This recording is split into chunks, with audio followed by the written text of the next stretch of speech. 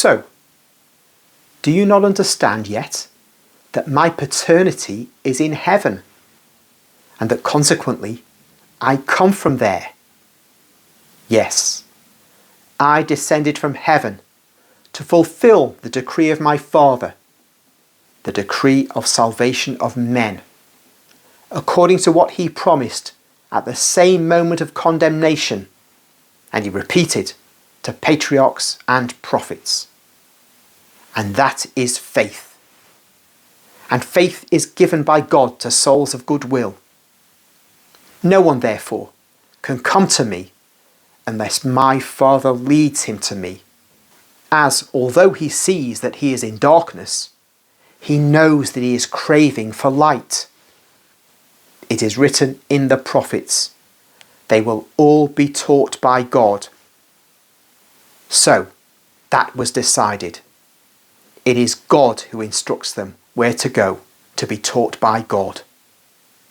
Therefore, whoever has heard God speak in the depth of his righteous soul has learned from the Father to come to me. And who has ever heard God or seen his face? Ask many, who begin to show signs of irritation and scandal.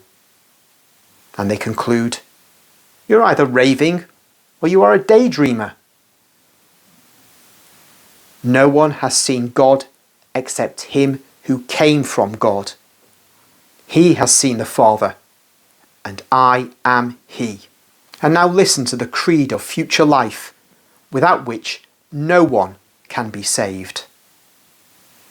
I solemnly tell you that he who believes in me has eternal life. I solemnly tell you that I am the bread of eternal life.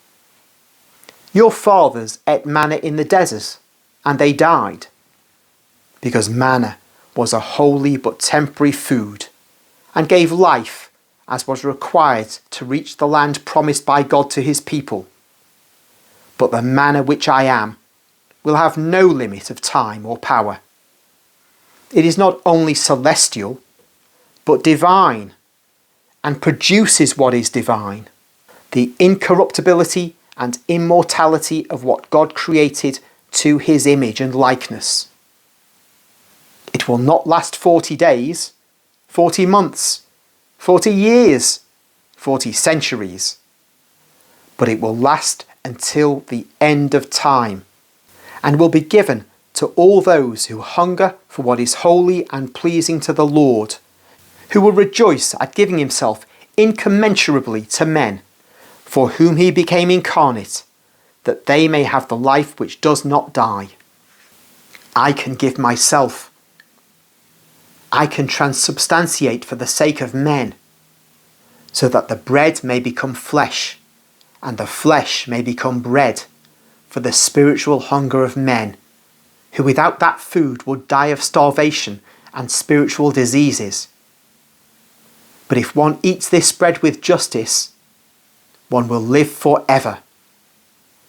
The bread which I will give is my body, sacrificed for the life of the world, is my love spread in the houses of God, so that all loving or unhappy souls may come to the table of the Lord, and may find solace to their need to be united to God, and relief to their sorrows.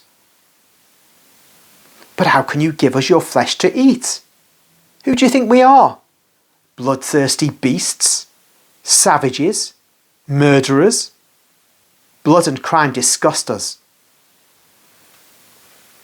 I tell you solemnly that man is very often more cruel than beasts, that sin makes men savages, that pride makes them bloodthirsty murderers, and that blood and crime will not disgust all the people present here. And also, in future, man will be the same, because Satan, sensuality, and pride make him brutal.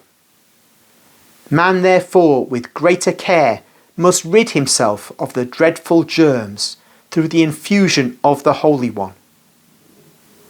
I tell you solemnly that if you do not eat the flesh of the Son of Man and you do not drink his blood, you will not have life in you.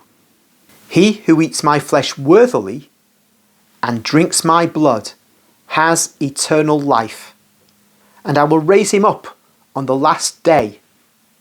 For my flesh is real food, and my blood is real drink. He who eats my flesh and drinks my blood lives in me, and I live in him.